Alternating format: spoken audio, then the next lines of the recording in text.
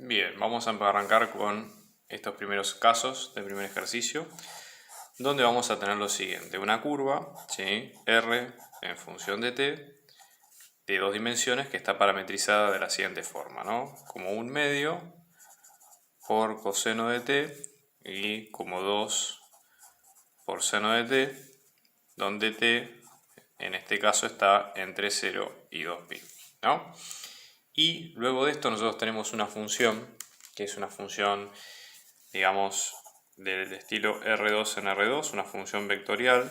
En general este tipo de funciones, para identificarlas como vectores, el nombre clásico que se les pone es a las componentes P y Q, ¿sí? Ambas son funciones escalares.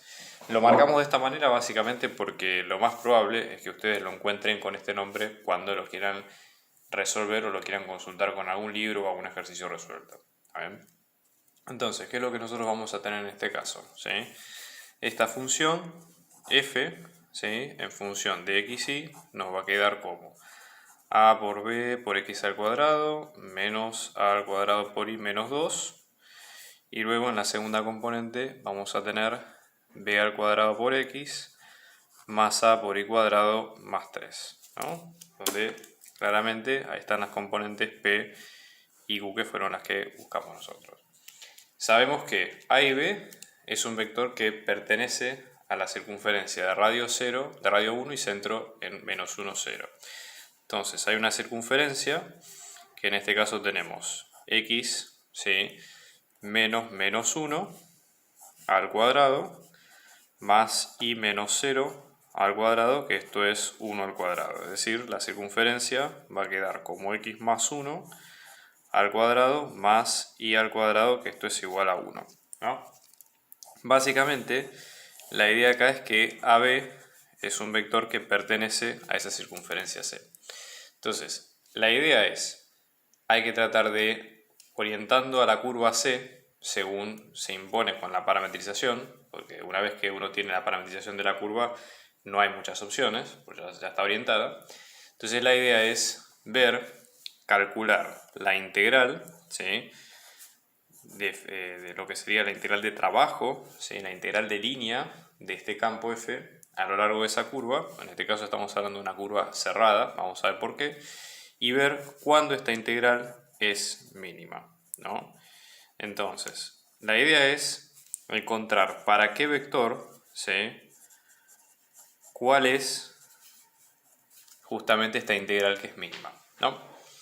Entonces acá tenemos varias posibilidades. Abajo en la descripción del video, como en todos estos videos de análisis 2 o de cálculo avanzado, nosotros vamos a dejar un apunte de teoría en el cual vamos a citar en cada uno las proposiciones, ¿sí? que corresponden en estos casos. Esto más que nada es más cómodo para no estar siempre mencionando la teoría y justamente hacer los ejercicios más ágiles. ¿Está bien? Entonces, en este sentido, ¿sí? la idea sería la siguiente. En este caso, lo primero que tenemos que chequear, obviamente, es que ya por lo menos el dato del problema lo dice, pero hay que ver si efectivamente la integral es sobre una curva cerrada, ¿no? Entonces, una forma de verlo, en este caso, es decir, cuánto nos queda la posición, por ejemplo, si sabemos que la curva está parametrizada entre 0 y 2pi, ¿cuál es la posición inicial? ¿Sí? Es decir, la posición en 0 y cuál es la posición en 2pi, ¿no? Si ambos valores coinciden, eso quiere decir que exactamente la curva empieza y termina en el mismo lugar. Entonces, fíjense, vamos a tener 1/2 por coseno de 0. Coseno de 0 es 1, con lo cual acá nos va a quedar como 1/2. Y luego seno de 0 es 0, 2 por 0 es 0. O sea que arranca en el punto 1/2, 0. Y en 2pi, coseno de 2pi, vamos a tener que valer 1 nuevamente, así que esto vuelve a ser 1/2. Y seno de 2pi vale 0, 2 por 0 vuelve a ser 0. Con lo cual, la idea acá es que es una curva cerrada, ¿sí?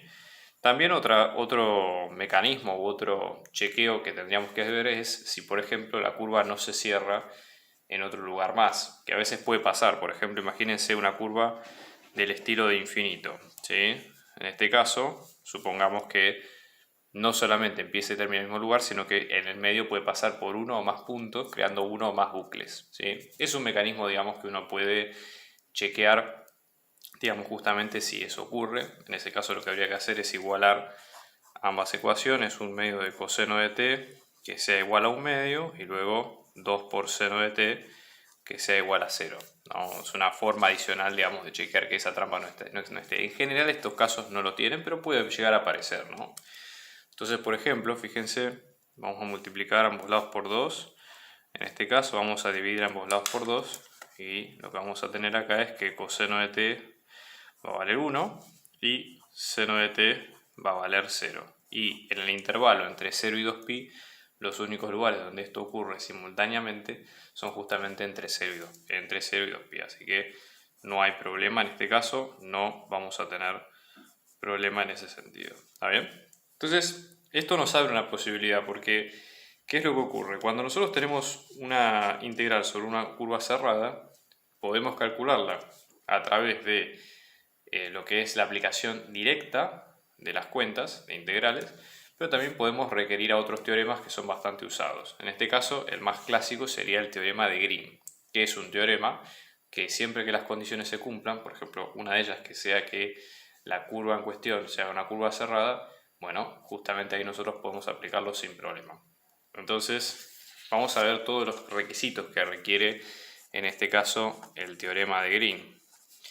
En este sentido, Green lo que va a pedir es, lo dejo también en la, digamos, en la hoja de ruta de fórmulas que está abajo en la descripción del video, ¿sí? Si ustedes lo abren en Google Drive, se llama Resumen de Fórmulas Análisis 2, ¿sí?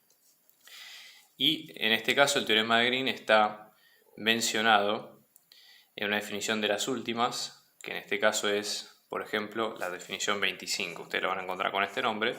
Básicamente, ¿qué es lo que pide? Que nuestra función vectorial, en este caso es de R2 en R2, o sea que estamos en el plano, sea de clase S1, o sea que tenga por lo menos primeras derivadas parciales continuas en todo el dominio que vamos a calcular, ¿no? Donde en este caso nuestra función f va a estar dada por las componentes escalares que mencionamos hace un ratito, ¿sí? Y nosotros vamos a tener un recinto, obviamente este recinto D, ¿sí? Que está en el plano. Vamos a poner acá en forma simbólica los ejes y X. El recinto D, que es toda esta parte que está en el medio, y la curva que por definición tiene que estar orientada en sentido antihorario, es decir, contra las agujas del reloj, ¿sí? El recorrido. Otra forma de verlo esto es que si ustedes se paran en la curva y la van recorriendo, siempre el interior de la curva tiene que quedar a su izquierda. Es una forma también de verlo alternativa, ¿no? Y a este borde de curva se le llama delta D, donde en este caso estamos hablando de que es el borde de esta región, ¿no? Entonces, en este sentido, esta integral nosotros la vamos a calcular primero parametrizando esa región y luego integrando la resta en las derivadas parciales. La derivada parcial de Q respecto de X primero y luego la derivada parcial de P respecto de Y en segundo lugar. Todo esto por diferencial X, diferencial Y, ¿no? O sea que eso es lo que nosotros tendríamos que hacer. Como se cumplen las condiciones para aplicar el teorema de Green, vamos a aplicarlo. En este caso, vamos a volver a recordar, nuestro f nos daba como p y q, ¿sí? O sea que vamos a obtener p en función de x y, que es la primer componente, nos había quedado como a por b por x al cuadrado menos a cuadrado por y menos 2. Si nosotros hacemos la derivada de p respecto de y, esto nos va a quedar, esto se hace 0, esto nos va a quedar como menos a al cuadrado sin nada. Y de la misma forma, si vamos a la parte de q en función de x y, esto nos va a quedar como b por x, b cuadrado, ¿sí? Por x más a por y cuadrado más 3. Por lo tanto, si hacemos la derivada parcial de q respecto a x, en este caso simplemente nos queda b cuadrado, ¿no? Entonces ahora, reemplazando en, digamos, el teorema inicial, fíjese cómo queda esto, ¿no? Vamos a hacer la integral sobre este borde. Esto nos va a quedar la integral sobre el dominio D de q de x, que es b cuadrado, menos p de x, que es menos a al cuadrado.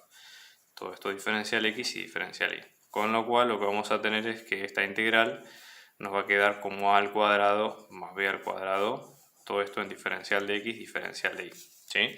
Acá hay un pequeño tip que no parece muy obvio a simple vista, pero mirando esto con una segunda lectura puede ser muy útil.